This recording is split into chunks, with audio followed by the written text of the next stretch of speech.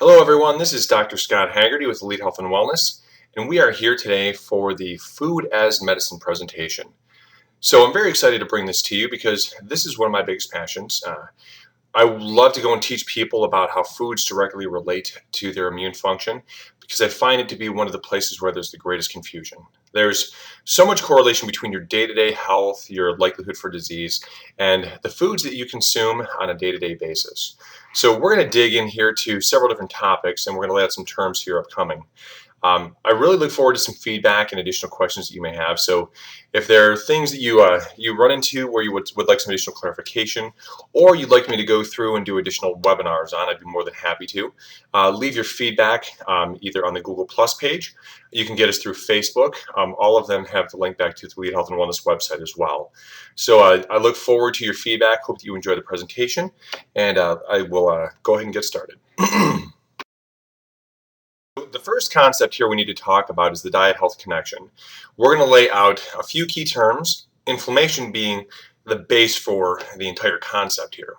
When we start talking about inflammation, what we're talking about is a process which the body uses to heal tissues. Inflammation can be acute inflammation when you have an injury such as breaking a leg, having a bruise, or a sinus infection. Inflammation still is the same process the body uses to go and heal any of these. When we start talking about long-term disease processes, such as heart disease, such as cancer, and many forms of cancer, such as diabetes type 2, such as things like osteoarthritis and gout. A lot of these conditions have this common factor called low-grade inflammation, chronic low-grade systemic inflammation. These things are perpetuated by a number of different factors. For the scope of this presentation, we're going to talk about pro-inflammatory foods as the drivers of this inflammation and anti-inflammatory foods as the catalyst to decrease the level of inflammation, taking you further away from the likelihood to develop these chronic diseases and helping to normalize immune function. When people have pro-inflammatory foods in their diet on a high level, the body is basically in a chronically inflamed state where there's injury to the tissues even if the tissues have not been damaged by other factors. So the foods that you eat can directly cause irritation to the tissues, leading to swelling of literally every cell in your body. So let's go through a list of some of the more common diseases that we will all have heard about. Irritable bowel syndrome is a big one. It's a combination of inflammation in the system along with a thing called small intestinal bacterial overgrowth. And so the gut flora, which is supposed to be housed in the large intestine, if we have too high of a sugar diet, it can actually cause the gut bacteria to overflow into the small intestine, making the bacteria secrete their chemical toxins out into the system where they're not supposed to be able to reach. So when they reach the small intestine, they have free access to the bloodstream. This can cause irritation to the small intestine, but also can lead to other things. One of the most common correlations they're finding is myofascial pain syndromes. So if you are dealing with chronic pain, this could be one of the problems. We're looking at heart disease because heart disease is where a lot of the research really comes from. And then it obviously spreads out into other categories because the inflammation conversation really is all about how many diseases start, what the process is, and heart disease is the one that has the greatest level of research that started the base, and then these other categories we're able to go and find correlations between low-grade inflammation and their onset. Type 2 diabetes, as we mentioned, osteoarthritis. Alzheimer's disease is actually appearing from the research to be a form of central neuropathy that is a long-term side effect of type 2 diabetes. So we know that the nervous system is susceptible to damage from high sugar intake. And the longer that obviously this happens, the greater the damage is going to become. And apparently in some people, what it's appearing is that Alzheimer's and dementia may be directly related to long-term high carbohydrate diets. So there's a whole large group of diseases that fall under a category called metabolic syndrome. So as you look down here, you'll see a lot of diseases that are very familiar. PCOS, which is real common these days, polycystic ovarian syndrome as it's called, hypertension, coronary artery disease, increased risk factors for stroke, certain types of cancers, and the list goes on and on and on and on. So let's start talking about one of the primary culprits here that we're going to deal with. Omega-6 fatty acids are rampant in our diet. They are found in so many places, it's almost hard to avoid them. So becoming very aware of what types of food classes contain omega-6 fatty acids is of very high importance in the context of trying to control the inflammation in your system. So when you start talking about omega-6s, think grains first. They are extremely high in omega-6 fatty acids.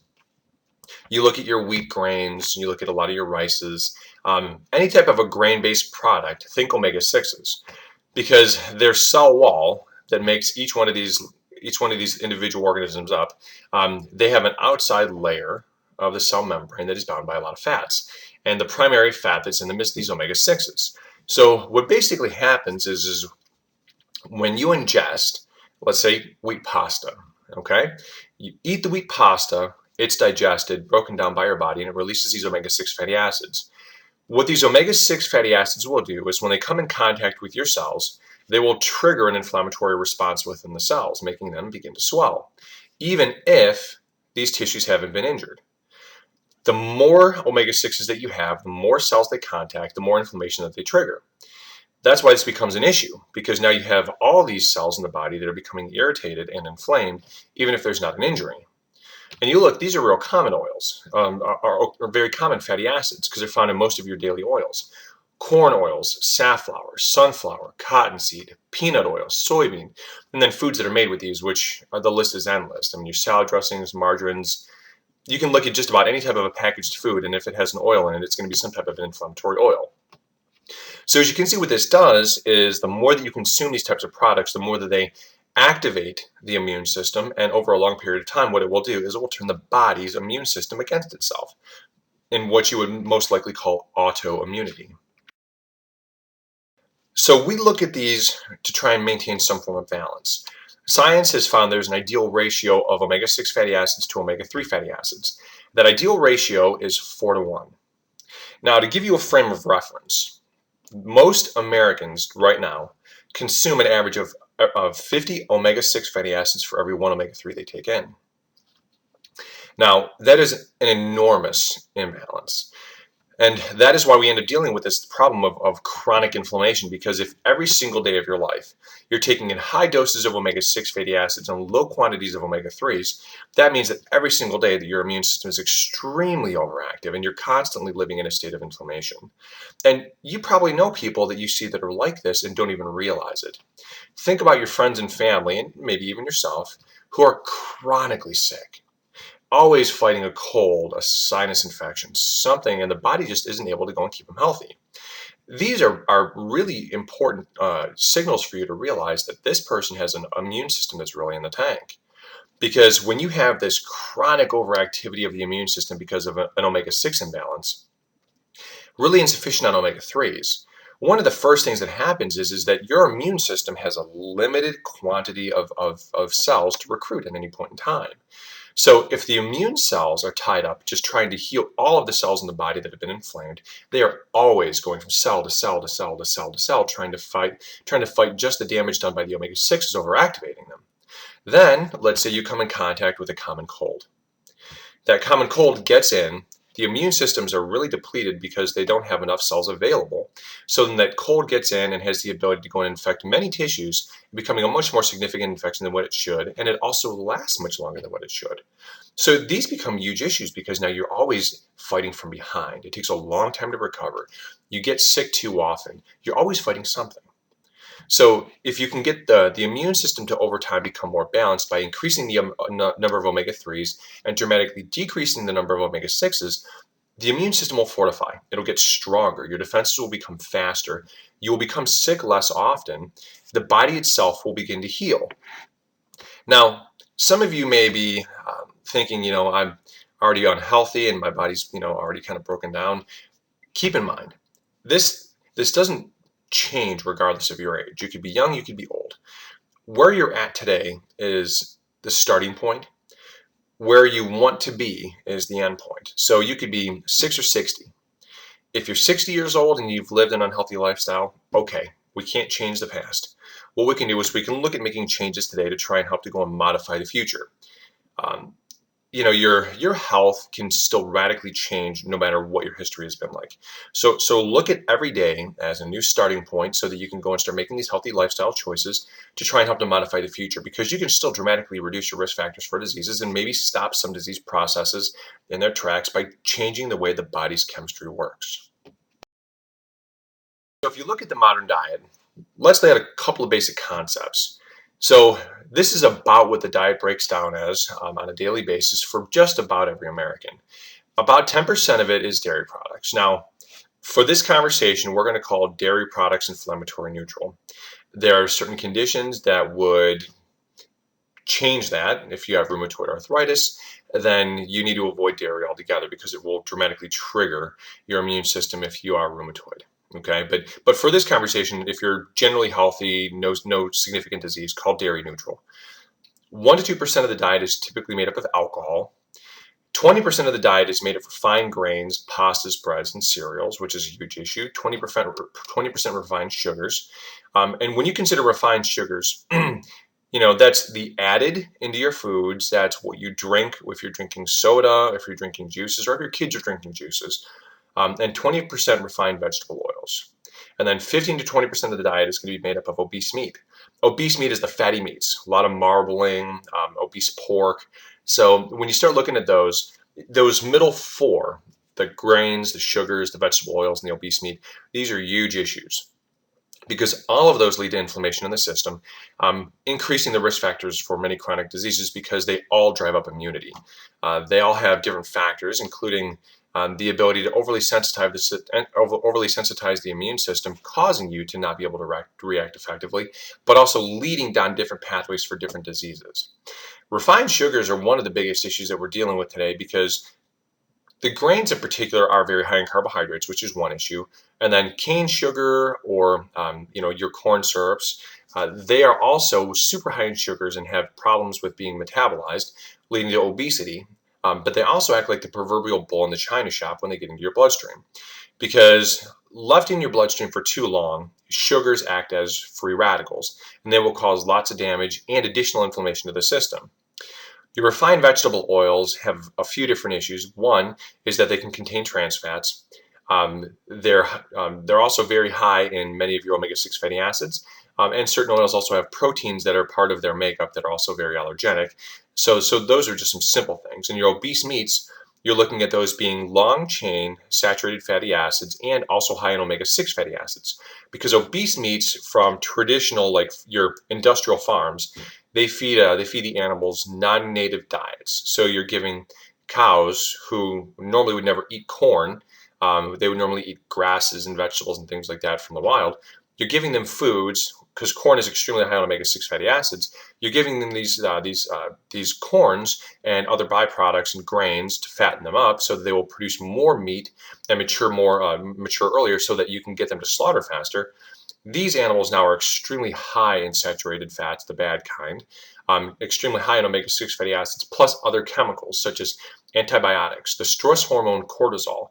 Cortisol is your stress hormone. It is every animal's stress hormone.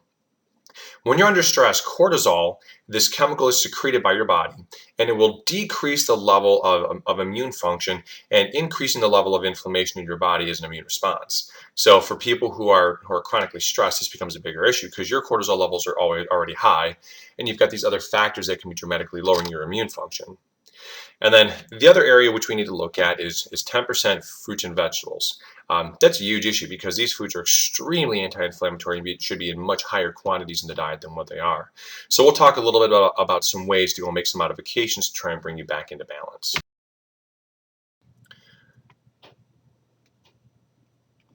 So let's talk about the anti-inflammatory diet in space. So the anti-inflammatory diet really stems from a research study that was done in 2004 that was concerning a thing called polymeal versus polypill. Polypill was a proposed combination of four of the most popular cardiovascular risk-reducing drugs versus a thing called polymeal. And what they were trying to see was how could you possibly modify the risk factors for cardiovascular disease using food? And what they did is they took foods that were very high in omega-3 fatty acids, high in very cardioprotective antioxidants, spices and nuts and things like that, and combined them together to see how they could reduce the risk. What they found in this study is that they were able to reduce the risk factors for heart disease by between 63 and 84% by using the foods listed. Let me go through some of the basics here of what this basically means. So they refer to red wine. Red wine is up here with the highest risk reduction of 32% because of a chemical found in it called resveratrol. Resveratrol is a very powerful antioxidant that has been shown to be very protective of the cardiovascular system and also protective of a little portion of a cell called the mitochondria. In every single cell in your body, they have this little powerhouse that makes all of its energy called a mitochondria. So your body is known to be as old as are these mitochondria. So the resveratrol happens to be very protective of the mitochondria, basically extending their active life, reducing damage to them, allowing you to function at a higher level for longer periods of your life. So that's why the recommendation for resveratrol has been shown to be a big risk factor. Big risk factor modifier. So fish, which is listed with chicken, omega-3, eggs, lean red meats, and things like that, is up at the top as well because it has the ability to reduce inflammation by increasing the amount of omega-3s in your system. And omega-3s are just a big deal. You need this omega-3 balance to reduce these risk factors to keep your inflammation in your system calmed down. The calmer that the inflammation is, the better that your body can do at fighting the actual diseases or risk factors that you're encountering on a day-to-day basis from the internal and the external world. Dark chocolate has loads of antioxidants. It is very, very powerful in protection of the cardiovascular system, and you can do some research yourself. There's lots of research studies out there that have shown dark chocolate as being a very powerful antioxidant, but it has to be at 85% pure or higher. When you get to a point when you're, any less than 85%, now the sugars themselves will delete the risk factor benefits, risk factor modifying benefits of the dark chocolate because of the antioxidants you get from the added sugar. Vegetables, fruits, and potatoes. So vegetables and fruits, which are deficient in most people's diets, have so many important chemical compounds in them that are antioxidants, little phytonutrients that we need for day-to-day function. Vegetables contain and fruits contain tons of little vitamins and minerals that our bodies need. Potatoes are considered to be somewhat neutral in the conversation. You don't want to have tons of them because they are starchy. But if you're going to have a vegetable-based carbohydrate source, a potato is a good choice, but you just want to do it in low quantities because then you can start getting too much carbohydrate because they're so starchy. So you would have to be very careful in your consumption. Garlic and other anti-inflammatory spices. So, until I was introduced to this, I did not realize the importance of spices in reducing inflammation. But spices are incredibly important for their risk factor modifying benefits. Garlic being one of the primaries. It is very cardioprotective, as are things like turmeric and ginger and a whole other host of spices that have benefits for reducing inflammation throughout the system. And in certain types of conditions, they tend to even be more powerful. Like garlic is very potent for the cardiovascular and respiratory systems. There's one called boswellia, which is derived from frankincense, and it's very potent in decreasing inflammation in the joints. So each one can have a little bit different area where it has a greater impact. And then almonds and other raw nuts, these are great because they're high in healthy fats. They also contain some protein. So these are another way for you to go and get fiber in your diet as well because they're very fibrous because they're so thick. You want to try and make sure that you do almonds in moderation, though, because they are extremely calorie dense. Because they are high in fat, you want to try and make sure that you're consuming only moderate amounts of nuts. Overconsumption of nuts can lead to excessive abdominal obesity because they are so calorie dense, given the fact that 1 gram of fat contains 9 calories. Whereas 1 gram of protein and 1 gram of carbohydrates contains 4 calories. So the difference in calories is extremely broad, and too much fat will lead to a great imbalance and will lead to some obesity. So when we look at supplements here are really more to fill in the gaps. So when you start looking at the way that the diet currently is constructed, okay, we know that most foods that are traditionally raised are going to be deficient in many of the vitamins and minerals that they're supposed to have because of traditional farming methods that are rampant throughout the nation these days. They don't rotate the crops, they don't fertilize properly, they use things that can damage the nutrients, such as herbicides and pesticides and chemical fertilizers that will damage the ground so that it does not have what it's supposed to in it. So what you have to do is you have to look at basic fill-in-the-gap type supplementation, starting with the multivitamin. And the multivitamin is really there to help you with getting a good foundation. We need magnesium, which is crucial to good health. Omega-3 fatty acids at 1 to 2 grams per day. Vitamin D3, especially if you are darker skinned or live in low light climates, you have to go and really supplement with vitamin D. The minimum recommendation is at 2,000 IUs per day for an adult. But realistically, if you live in climates where you don't get as much sun or you're dark skinned, you really need to go and get that to a minimum of 5,000 IUs per day. And probiotics are crucial. They fortify your gut health. They also act as a large contributor to your immune function. So having probiotics for you and for your children is crucial. There's a few others listed down here that can also help to be anti-inflammatory and antioxidants, and they have different functions. We're not going to dig as much into those today. We'll dig into those in other lectures. So the multivitamins really are there just to fill in the gaps, as we mentioned. When you start talking about multivitamins, one of the big factors you have to consider is this term called bioavailability. The off-the-shelf vitamins from the grocery stores are really poor in bioavailability. You got to consider the fact that the big box grocery stores are only really adding those to the shelf for profit, not for quality. Okay, your Centrums and your One-A-Days, those multivitamins are really low quality, a lot of fillers, and the forms of many of the vitamins and minerals they put in are the least bioavailable forms that you can get. So you're actually wasting the majority of the supplement, not absorbing it. So there's even been some research that's come out most recently last year in the Journal of the Annals of the Internal Medical Association that certain vitamins and minerals can actually cause free radical damage if they are in the wrong form. And in particular, it focused around ground-based minerals, where if they are not immediately absorbed into the system and they stay in the gut, they can cause free radical damage to the gut lining, increasing the risk for colon cancer. Magnesium deficiency is one of the most important things we have to address because I see this every day. Magnesium deficiency is a widespread, darn near epidemic. Just about every patient that I come across starts out with magnesium deficiency. So we make a recommendation pretty early on for everyone to start taking magnesium, to start trying to reduce this factor and to try and build up the body's supplies of it, because your body becomes more efficient at everything when you have magnesium in adequate levels, and you're more likely to have headaches if you are magnesium deficient. So if you have headaches, just start getting your magnesium intake up to between 400 and 800 milligrams per day every day and just maintain it. You know, it's not something where it's a fix. It's not medicinal where it's going to go and take away your symptoms. It builds up in your system over time, helping to reduce muscle tension and improving the function of your cells, reducing the overall long-term of headaches. But you also see increased atherosclerosis, cardiovascular disease, lots of cardiovascular risk factors, increased rates of osteoporosis, diabetes mellitus or type 2, asthma, preeclampsia, neurological and psychiatric conditions, and there's even some strong links to Crohn's and colitis triggering. When I was doing my senior research paper, one of the things that we focused on was a topic called neurogenic inflammation. And a few of the research studies that I came across showed strong correlations between significant magnesium deficiency and triggering of Crohn's and colitis. And the study was actually a rat study.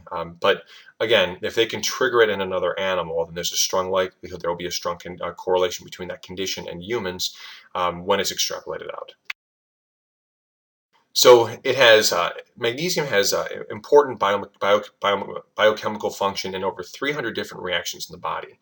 It helps to maintain normal nerve and muscle function.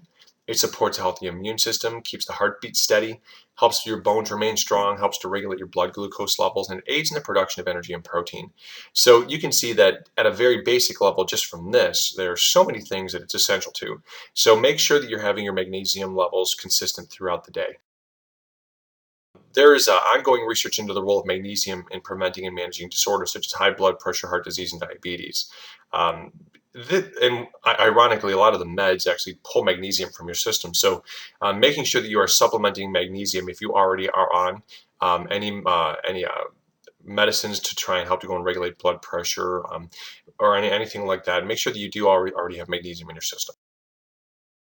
So here's what we're looking at as far as ratios. Experts suggest a 2-to-1 calcium to magnesium ratio. As I've stated a couple of times, we need between 400 and 800 milligrams per day. It acts as a natural muscle relaxer. If you have a pain condition, it will decrease the sensitivity to pain and improves motility. If you are constipated, or you're not going as often as you should, which is at least once a day, this will help to improve your motility, hopefully increasing the frequency, but also allowing you to make a bowel movement more freely. Vitamin D is incredibly important and has a number of uses. It decreases sensitivity to pain, musculoskeletal pain in particular, decreases risk factors for type 2 diabetes, osteoporosis, osteoarthritis, hypertension, cardiovascular disease, and syndrome X, which is considered to be prediabetes. So it has been shown to go and reduce risk for development of multiple sclerosis, PCOS, depression, epilepsy, prevention of cancer, prevention of IDDM, and has been shown to modify chronic low back pain. The recommendation is between 4,000 and 10,000 IUs per day. And these come from a research group called the Vitamin D Research Council. You can find them online if you'd like. They are a research site. So when you go on there, you can see some basic recommendations for consumers, but there's also a lot of information that's geared for practitioners. They have determined that the 10,000 IU amount is the safe upper limit and creates serum levels equal to sun exposure in equatorial population. So this is where you want to consider being is between 4,000 and 10,000 IUs per day. When you start looking at omega-3s, omega-3s are crucial because they help to go and decrease inflammation in the system dramatically. They reduce inflammation, they reduce cardiovascular disease risk, they improve brain function, they decrease stroke and heart attack risk by making the blood less sticky. They decrease your serum triglycerides, decrease plaque formation in the arteries, because all of these are so process related. If you have the imbalance of omega-6s, the omega-6s are doing the exact opposite of what you see here, increasing inflammation, increasing cardiovascular disease risk, lowering brain function, increasing stroke and heart attack risk, and they elevate triglycerides and increase plaque formation. So think omega-6 is the exact opposite. So you need to make sure you have enough omega. They've been shown to improve a number of different conditions, all of these below. RAs, rheumatoid arthritis, Crohn's and colitis, mental disorders, acne, asthma. Degeneration has been shown to be slowed, preterm birth. If you have psoriasis or know somebody who does, make sure they're increasing their omega-3 fatty acids. Decreases the severity of type 2 diabetes and can also delay the impact of it on the body. Intermittent claudication, which is a circulation issue. Lupus, multiple sclerosis, and the effect of migraine. When you start digging into probiotics, there's a number of different things here that they help with. First and foremost is that 80% of your immune function comes directly from the gut. Probiotics also assist in digestion of water and certain minerals. They help your body in transmitting nerve impulses from one cell to the next, all the way down the nerve pathways. They maintain the health of the gut. They're very important for heart health and cholesterol regulation and urinary tract health. Especially if you have people that get frequent UTIs, they definitely need to be taking a probiotic because their gut is imbalanced, the urinary tract is out of balance, and they've got bad bacteria that are proliferating in the urinary tract, causing these infections chronically. You want to always focus on hydration. We're water-based beings. It is essential that we get at bare minimum a gallon of water in your system per day. I see a widespread epidemic of chronic dehydration. So folks, please make sure that you're getting your water intake up. You know, even if you're not thinking about necessarily the inflammatory effects, think about it like this. Your blood flows through these little tubes called our arteries. When we are dehydrated, your blood becomes thicker, okay, because there's less fluid to allow for it to flow. This is what is called the viscosity of your blood, okay? You've probably heard this in commercials when oil companies talk about viscosity of your oil in your car. What that means is how easily it can flow through these little tubes or our arteries. When you're dehydrated and the blood becomes thicker, here's two things you have to think about. When you're dehydrated, you, by not being hydrated enough, are increasing your risk factors exponentially for a heart attack and for a stroke. So hopefully this hits home with many of you that are heavy coffee drinkers that say, I just don't drink much water. You don't think consciously about it. This is why you have to. You can dramatically decrease your risk for heart attack and stroke by this one single factor that you modify. So please, please, please, if you take nothing else out of today's presentation, get your water intake up.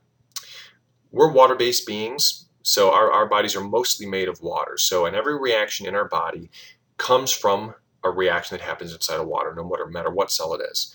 So, for your body to heal, you need sufficient water. If you're dehydrated and you're doing all these other things, you can negate all the impact of all these other dietary changes that you made by just being dehydrated. So please take this to heart. This is one of the most important things that you can do is get yourself hydrated. So I hope that this has been useful. If you have questions, please feel free to email me at Scott, S-C-O-T-T, Haggerty@gmail.com, or you can post questions on our Facebook and Google Plus forums. I'd be more than happy to get back in touch with you and respond to your questions as soon as possible. We'd love your feedback, and if there's other topics or things that you heard in the presentation today that you'd like me to expand upon, please feel free to contact me and let me know, and I'd be more than happy to dig into some of these other topics. So I thank you very much for your time, and this is, again, Dr. Scott Haggerty with Elite Health and Wellness.